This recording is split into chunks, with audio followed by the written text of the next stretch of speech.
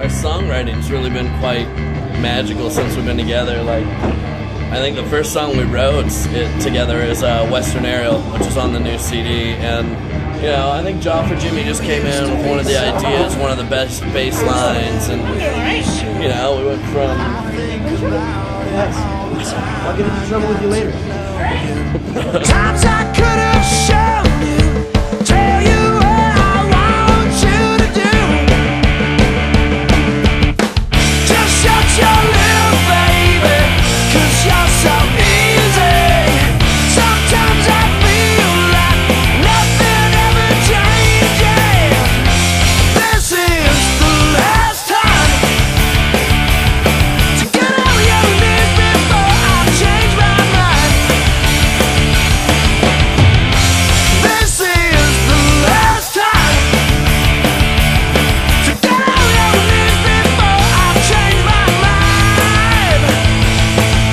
there's rock bands out there right now that you either can't understand what they're saying, or they're just too loud, or there's 7 instruments, and it just kind of pushes people away. And I think we've got everything from like, there's little kids at shows versus like there's an older crowd at some of our shows. There's no pretense with the songs, you know. We're just doing real shit, you know. It's not made up. You know, I think every song that we write has, you know, we can tell you exactly what it's about, and probably point out somebody in the bar that's about it. We've got the same ideas, the same influences,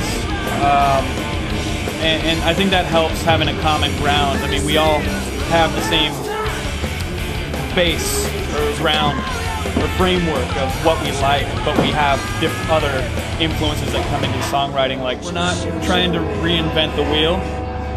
We're not art school rock. We're just keeping it simple, and I think that's what people are missing. I think that's what people really want, instead of being spoon-fed a lot of fabricated bullshit, you know.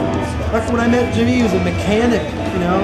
Anthony was fucking roofing not too long ago, and fuck, you know, over the summer we played with some bands that like actually have their CDs, you know, like we were playing right alongside them, and fucking kids went to it just as much, and we're selling CDs, and we're getting to travel around. It's not to like.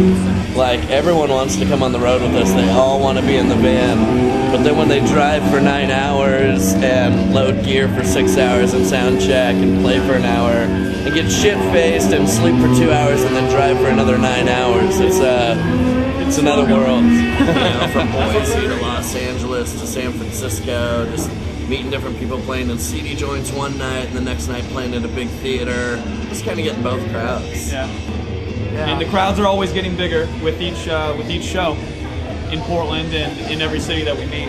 But we can leave our fans with one thing, or people who have never heard of us, is that rock and roll is always in fashion, and it's making a big comeback, and we want to be right there when it happens. And I think we've got what it takes. I think we write songs, and our live performances speak for themselves. Sometimes I feel like